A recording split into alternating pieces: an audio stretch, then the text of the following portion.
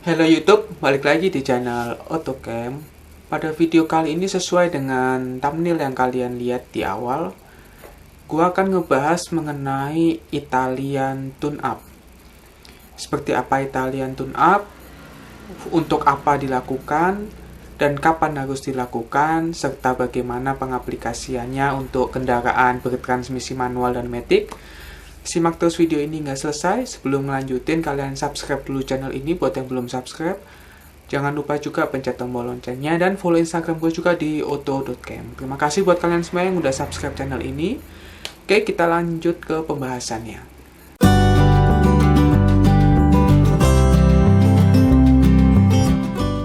Italian tune-up merupakan suatu sebutan berasal dari Itali, di mana sebutan itu terkenal karena mekanik-mekanik Ferrari di sana melakukan proses tune-up seperti ini.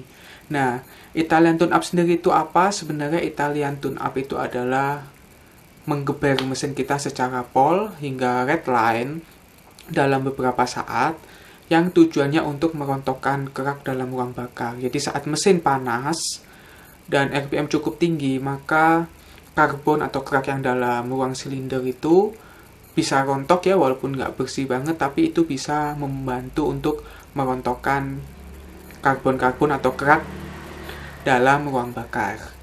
Itu sebabnya disebut Italian tune-up, karena di Italia sendiri pemilik Ferrari jarang untuk menggeber mobilnya secara pol-polan gitu ya.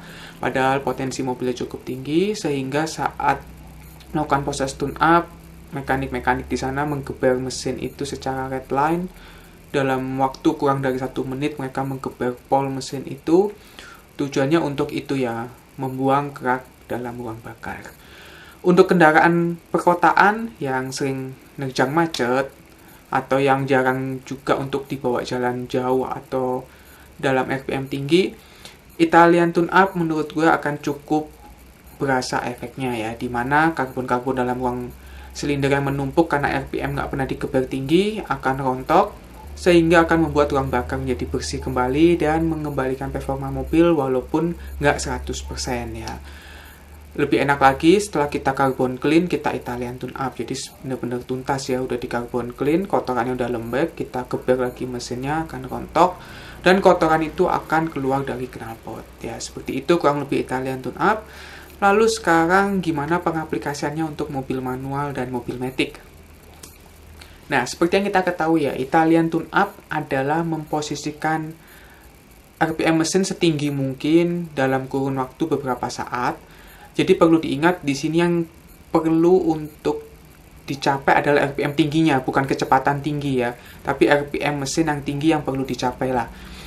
Bagaimana caranya? Ada baiknya kalau mau ngelakuin Italian tune-up, jangan posisi mobil diem ya, tapi mobil dibawa jalan. Nah, gimana supaya kita bisa ngeber mobil sampai red line tapi tetap aman? Nah, gini caranya. Jika mobil kalian manual, kalian cukup pakai gigi 2 atau 3 itu udah maksimal ya. Menurut gua 3 udah terlalu kenceng, gigi 2 aja udah cukup. Kalian geber mobil itu sampai red line, itu lebih baik kalian lakukan di tol ya. Jadi gigi 2 kalian geber sampai red line dalam beberapa waktu, itu akan dapat kecepatan sekitar kurang lebih 80, bahkan mungkin nggak nyampe ya, tergantung mobilnya.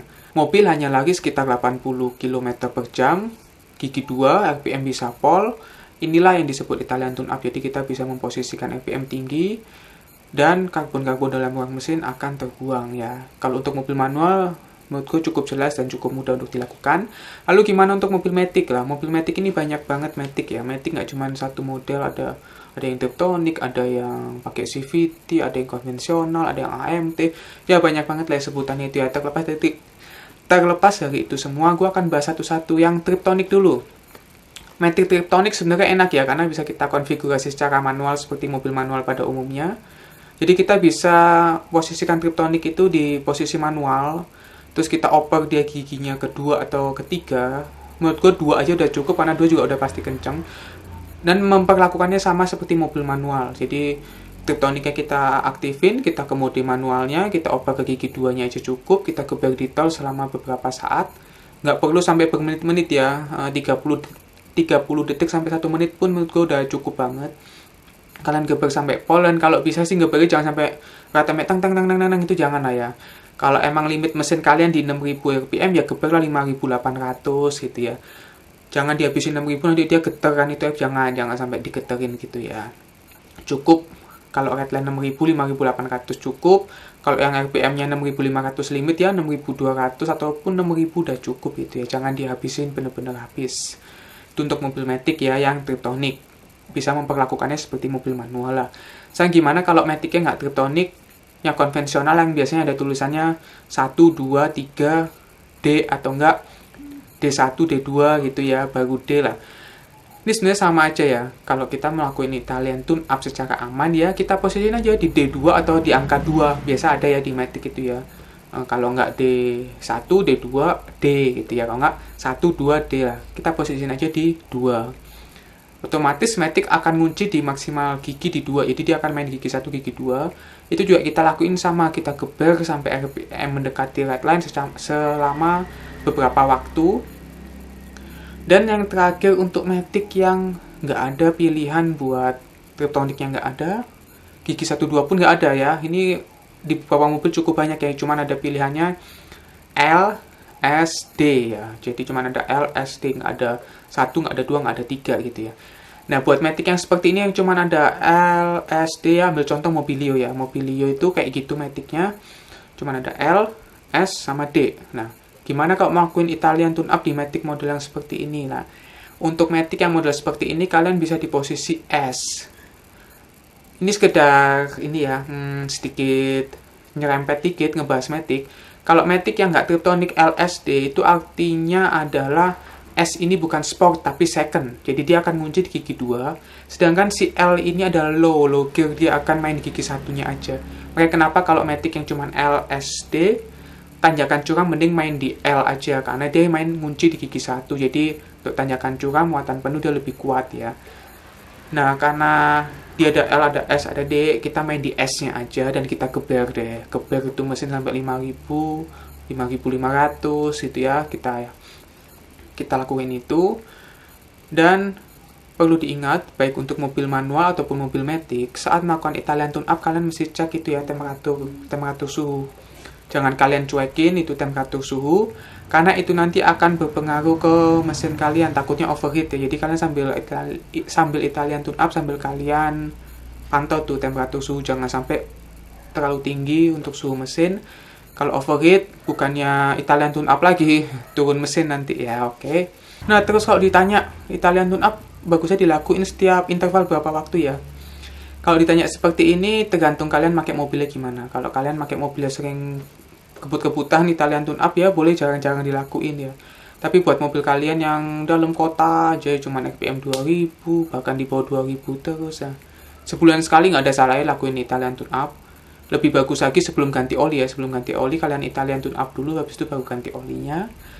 Itu sedikit saran dari gua. Atau enggak ini, buat kalian yang mobil-mobilnya suka ngelitik apapun itu mobil kalian, sering-sering aja lakuin Italian tune up supaya mengurangi karbon dalam ruang bakar. Jadi kalian nggak perlu sering-sering gurah mesin ya, ngeluarin duit untuk gurah mesin. Kalian bisa coba Italian tune up ini.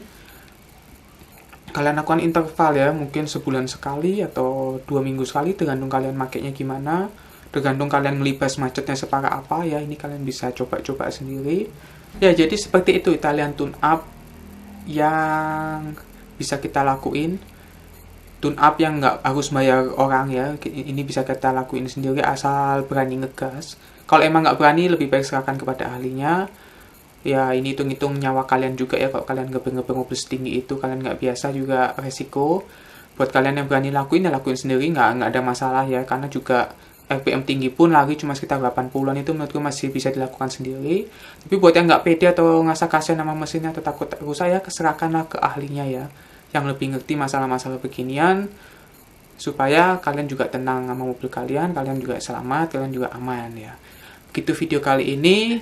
Jangan lupa like video ini jika bermanfaat, share juga video ini, komentar juga di bawah buat yang kalian yang mau bertanya apapun itu seputar otomotif, atau mau diskusi, atau mau apapun itu, silakan komentar di bawah. Dan jangan lupa juga follow Instagram gue di auto.cam, subscribe juga channel ini, dan terima kasih sudah menonton video ini hingga selesai.